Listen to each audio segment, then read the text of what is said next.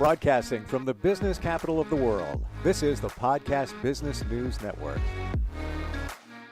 Who wouldn't want to look younger and feel younger? We're going to talk about that today, anti-aging. It's even interesting. You talk to somebody in their upper 20s, and it's kind of common for many people, even in their 20s, getting Botox nowadays. It's huge as another way to look younger.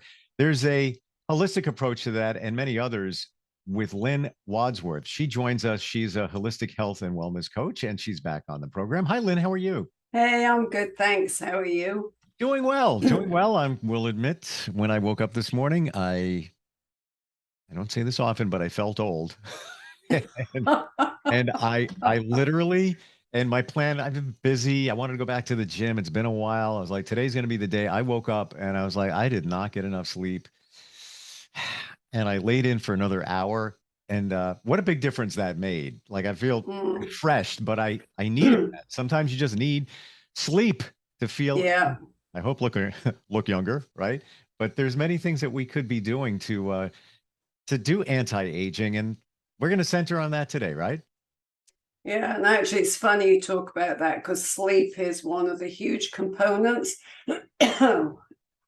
We're back to seasonal pollen here in Florida. I haven't figured out how that is like that in October.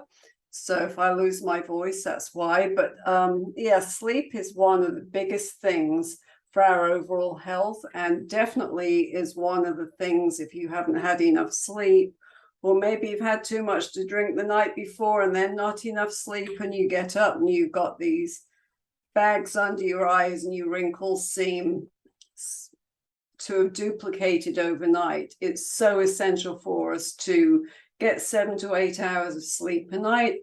And I try to make it part of my routine once or twice a week to just say to my husband, don't wake me in the morning, I'm sleeping in. And it's not that I sleep late, but it's just nice not to set the alarm and have some specific time schedule, because I think that we all need that. If you listen to your body and you're really feeling tired, you need to really get the rest that you want. And that's huge in the anti-aging world. And whether you do it from a beauty perspective, I've had people on my podcast that do the skin part of it, and all of them come back to sleep as being one of the number one pillars for anti-aging.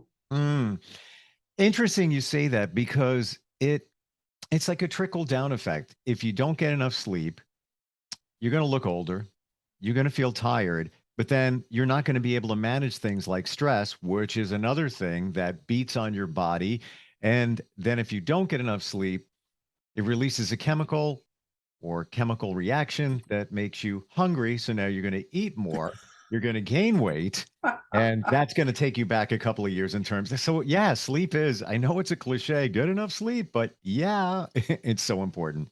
It is, and it's something that is really hard when you get into the area of aging, when you get into midlife, when you go into menopause, as we talked about a few weeks ago. I mean, when we think about anything like that, our overall health is the big deal when it comes to the aging process. So whether you're looking at it from the way you eat, the way that you sleep, the way that you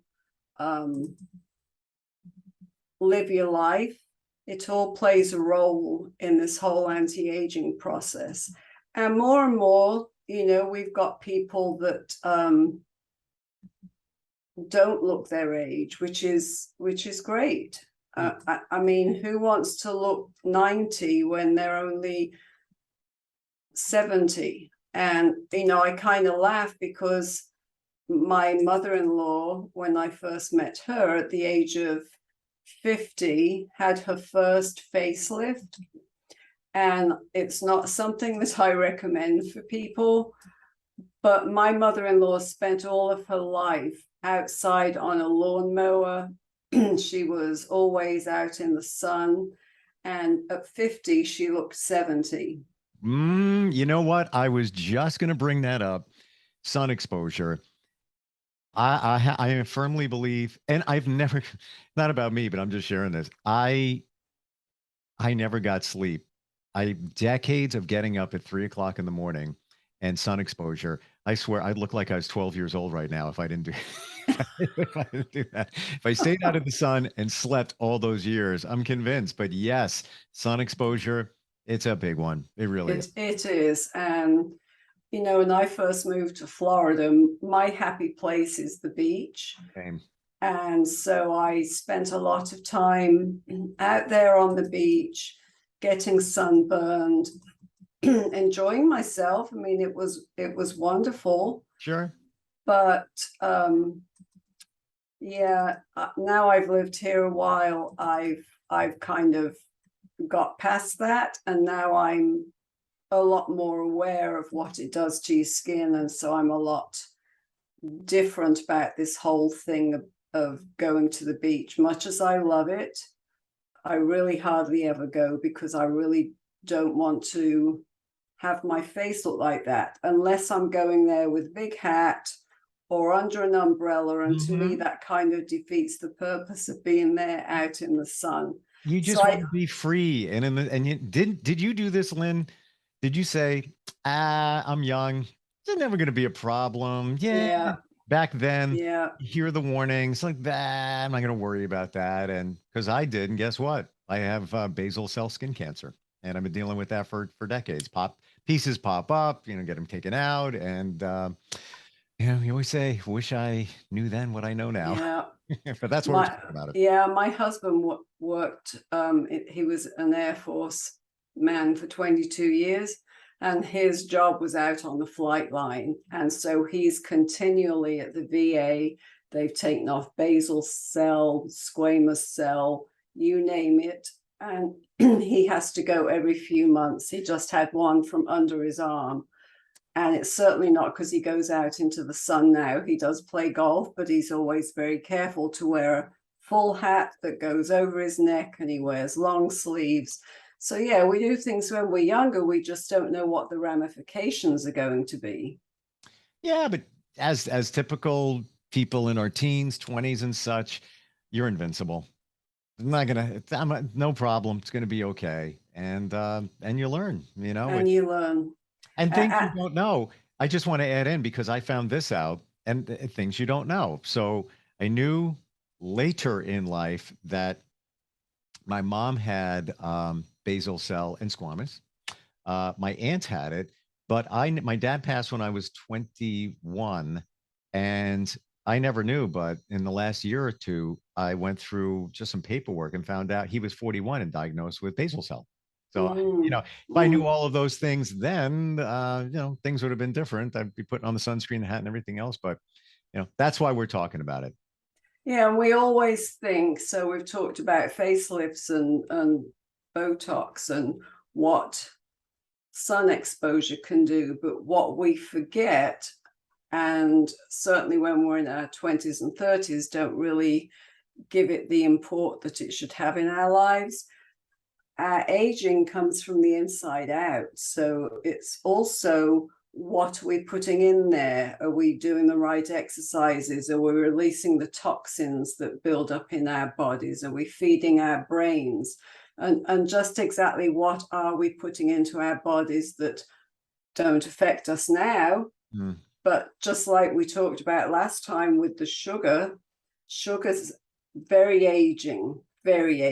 Processed foods are very aging. So what we put in has an effect 20, 30 years down the line. So now that we find that we're living past that 60, 70-year mark, we have to begin rethinking the whole thing, because you get to 50 and you may only have lived half of your life. So what are you putting in so that when you get to your 90s, you're feeling good, you're looking good, and you have good health? So it can be what we eat, how we sleep, the exercises, the toxins, what we do with our brains, and as you said, the whole stress thing that ages you.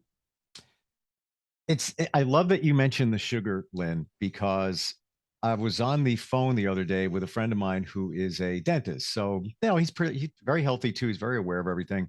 And I told him, yeah, I just came from a place that I don't want to name them, but they're a chain and they sell smoothies. That's kind of their thing, and also some food. And I'm drinking a smoothie, and he's like, "Do you realize what's in that?" I'm like, don't tell me." He goes, "No, you need to know that before they do anything, they dump cups of sugar in and then they blend it." And my perception is it was a banana strawberry smoothie. So I'm thinking they're just blending that up, maybe a little bit of, low fat milk or whatever. And yeah, it's relative, it's big too, relatively healthy. And I always wondered, man, that's really sweet for, strawberry and a banana. But yeah, things you think you're being healthy to yourself, but you're not at all. And there's where the derail is. And guess what? I sometimes look forward to that smoothie. Why? Like a crack addict. It's because it's sweet and it tastes good. That's why if I'm going for one, I always go for a green smoothie that's always got vegetables in there, because then you're not getting quite as much sugar. And it's really why I'd rather make my own. And if I know that I'm pressed for time, then I'll pre-make several of them. Sure. And throw them in. So instead of doing a banana, a lot of people like the banana because it makes it smooth. So you can switch it out for a little bit of avocado instead and still get that smoothness. Because one thing about bananas, I don't eat them because they also have a chemical in that triggers migraines. But if you think about a banana and you bring it home and it's a maybe even underripe, put it out on the counter, how many days is it before that starts to go brown? And then you open up that banana and it's all smushy. And if you leave it a bit longer, that banana inside goes black. Well, think about that going into your body and how that's decompensating, for want of a better word, or decaying. You're putting that in your body. So, but not, if you kind of start thinking about some of these things, you probably never eat anything. But sometimes you have to use a bit of common sense and see if you can find a good substitute. An avocado has got the healthy fat as well as the consistency that you like, and it's not going to age you, and it's not going to cause you to be addicted to sugar. Interesting that you say that. I never thought of the picture of it decaying, because it's got to decay somewhere. So it's either on the counter or in your body. But the other thing is, people don't realize that the banana is the highest glycemic index fruit of all of them. So it contains the most sugar, natural sugar, but not the best thing for you either. And for me, on the smoothie side, it's a treat. But I didn't know they're adding sugar to it. So I'm going against what I was think would be the best thing for me. So yeah, like you said, you can make it yourself. Yeah. How about some other anti-aging tips that you might have, or things that we might not realize that can make you age? So there are certain foods that you can eat that can really help you in the aging process. So if you want to slow down the process of aging, think about things like berries, especially strawberries. See, so you had something good in there. Strawberries, blueberries, blackberries, they have high levels of flavonoids, which is a powerful antioxidant, and that helps the body combat health damaging radicals. And those radicals can go on to cause cancer and premature aging. Those kind of foods also support your memory function.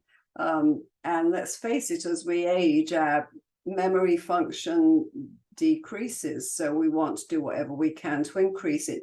Then there are, I love this word, cruciferous vegetables. So thinking about vegetables like broccoli, cauliflower, cabbage, kale, watercress, which I love, turnips, Brussels sprouts, another one I love, and even radishes. They also can protect you from the toxins and other foreign bodies that accelerate the aging process.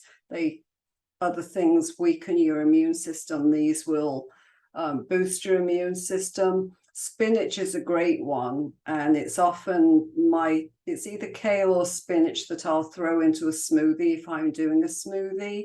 It's also almost like it's something that you want to make sure that you add in as much as you can throughout your weekly eating habits. Avocado, as I mentioned, that's good for your heart and of course the healthy fats, and helps to lower the bad cholesterol, have lots of vitamin E, and they give you a healthy skin. And with avocado, is guacamole okay?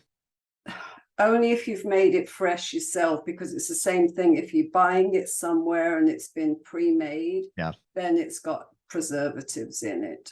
And I'm glad you said that. How many times have you had guacamole? You put it in your refrigerator for literally a few hours and it just looks nasty. So to your point, if they're going to sell it in the store, even if it's sealed, it's going to need some kind of preservative. So yes, if you can make it yourself or get it at a restaurant, I would assume that it's made fresh. We would hope, but we really don't know. Well, you know what? Here's the key. Table side. A lot of restaurants come and they bring it to you, and unfortunately, because of COVID, a couple of my favorite restaurants that make it stop doing it table side. But yeah, if you can get that, I love guacamole. Yeah. The only challenge is, what are you going to eat that with? Yeah, generally potato chips. Or some kind of chip, right? Which is loaded with sodium and carbs. So yeah, kind of, maybe a few is okay. And then, eat it by a fork or whatever. So if you're not out and you want something like that, you can easily make your own chips with vegetables, and it's easy to find healthy recipes online for making, like carrots. You can even do it with beets. You can do it with potatoes if you want to. Yeah. So you can do something like that. You can add some sea salt or some Himalayan salt if you want that saltiness to it. And you've still got, especially if you've got company coming around, it's a fun way to do it because it's a little different. Yeah, I love it. I want to jump in. I don't mean to cut you off, but that's fantastic. And you just brought back a memory. It's been years that I made potato chips at home. They were fantastic. You got to get them sliced just right. But also, to your point, if you have company coming over and you have fresh potato chips, they're not going to be like they come out of the bag, but they're going to be loaded with flavor, taste like potatoes, and look at the message that you're sending. Yeah, I took the time to make something for you. And you would not normally get that. Anybody can slice up some vegetables and throw it on a platter, but that's something special. Love that idea. Yeah, it is. There are a couple of other foods like tomatoes. They're very good for you in preventing the aging process, and watermelon, because it's actually got good fats, which is really a surprise. When you think about watermelon, you don't think about fats, but lots of vitamins, zinc and selenium. So they can actually secure your skin and your body from rapid aging. I want to share too. You just bring up the ideas. You bring out the ideas in me. So I was at a charity function a couple of months ago, and they had different chefs at different stations set up. And I went to one, and he had grilled watermelon. And interesting. I'm telling you, Lynn, it tasted like steak. I don't know how. It was so good that I don't cook, but I'm going to figure that one out. It was so flavorful.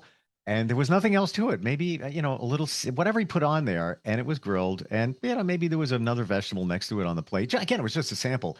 So incredible. And it's watermelon. How bad could that be for you? Yeah, and when you think about aging, it's not just your face and your body. You've got to think about your hair. You want to keep your hair healthy because it thins. That's just what it does. So you want to be eating foods that things like spinach, again, and leafy greens, or walnuts, or eggs, salmon, sweet potatoes. They're all great for giving you the healthiest hair that you can have.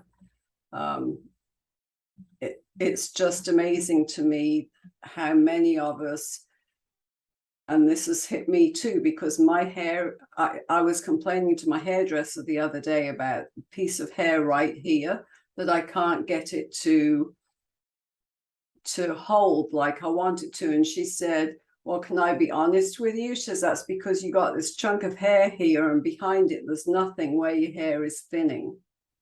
So, you know, if you can do everything that you can to promote health, to, you know, and I've even heard people do things like coconut oil and massage it into their scalp, because we lose our hair and we just think we're losing our hair. But a lot of it is the health of our scalp. So we want to do whatever we can to keep our scalp healthy.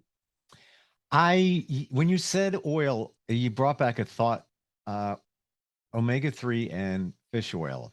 I don't know if we touched upon that, but some of the, obviously with the benefits of omega-3, what it can do for your brain and such, but it also promotes better skin. And Yeah. I feel mine looks better since I started taking fish oil. And I don't even think I'm taking the full amount. But that was about a month ago. And I that's what they say, that it does improve the look, the condition of your skin. So yeah, there's just one more thing. And you should be taking fish oil or having some type of omega-3 in your diet at some point. Yeah. Yeah. And it got a lot of bad press a few years ago because of the source of the fish oil. And then they were getting krill out of the ocean and depleting the ocean store of krill. And it's like with any supplement, I always tell people, do your research with supplements. Don't go out and buy the cheapest that you can go to the local chain stores and buy. You really need to buy a better quality. Yes, I'm glad you said that. And a guy, a fitness guy, a friend of mine, suggested a brand, and he said, like, just what you said, don't just buy anything off the shelf, you know, the generic brand, because you're wasting your money when it comes to fish oil. I'm not endorsing it, but the one I get is Nordic Naturals, and everybody tells me that's one of the better ones. And you can even get it on Amazon. Super simple. Well, another big one that they're promoting at the moment is, and it's not a supplement per se, but collagen. Collagen is something that of course, as we age, we're losing collagen in our skin and in our body. So if you're not a vegetarian and you want to give it a try, you don't have to purchase collagen per se. I mean, bone broth, if you like anything like that, and especially if you've made it yourself, say you're doing a turkey or roasting a chicken or anything like that, keep the broth, and then look up online for some good ways to turn it into. I'll tell you what, Dr. Josh Axe, AXE, has some good recipes for making bone broth from chicken. And that's a much better way to get your natural collagen in. And that does help with the aging process. I want people to know, if they want to work with you and have somebody who's accountable for their lifestyle, their eating, their health, how do they find you? Yeah, holistic dash or holistic hyphen healthandwellness.com. There's a contact page there, or they can email me at lwadsworth@verizon.net. Yeah, you offer one-on-one coaching sessions and help people in all different aspects, and just keep them on track, because I find that's the hardest thing. You know, it's like the New Year's resolution. You're good for a couple of weeks out of the gate, and then you kind of derail. And that's why you need a coach, you know, and especially not just a life coach. And there's many great ones out there, but somebody's also going to have your back when it comes to your health and wellness. And sometimes we forget about that. You know, we just think of how do I move life along? How do I, advance in my career? But you're going nowhere if you're not healthy. That's very true. Yes. And I'm over 60 and I want to look this way when I'm 90. So definitely got to work on that. Lynne, always great having you on the program. Thanks. Appreciate it. Are you looking for even more of the podcasts and hosts that you love? The Podcast Business News Network is proud to announce that you now have even more ways to listen live. Check out the MyTuner Radio, online radio box, and Simple Radio apps on iOS and Android, or find us online. Search for Business News Network on mytuner-radio.com, or search Podcast Business News Network on streama.com and onlineradiobox.com/US. Take your podcast on the go and don't miss a minute of the action.